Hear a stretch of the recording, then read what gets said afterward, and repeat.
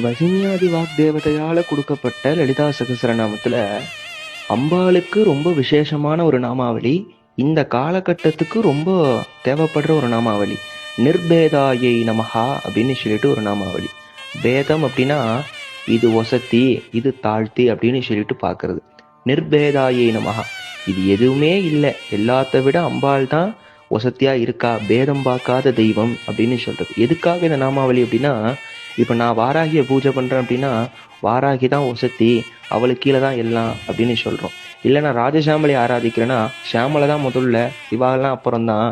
கணபதி உபாசகராக இருக்கேன்னா கணபதி தான்ப்பா பிரணவம், அவர் தான் மூலம், அவர் தான் மூலாதாரம், எல்லாம் அவர் தான் அப்படின்னு சொல்றோம். ஆனால் அதெல்லாம் எதுவுமே கிடையாது.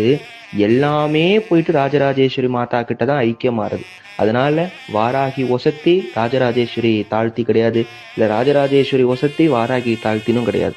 எல்லாமே ஒன்னே ஒன்று தான். ஒரே ஒரு சக்தி பல ரூபங்களா இயங்குறது. இப்போ நான் அதை ராஜேஸ்வரியா பார்த்தேன்னா அதுவே மற்றவா கண்ணுக்கு அது வாராகியா இருக்கும், இன்னொரு வாழ் கண்ணுக்கு அது மகாமாரியா இருக்கும்.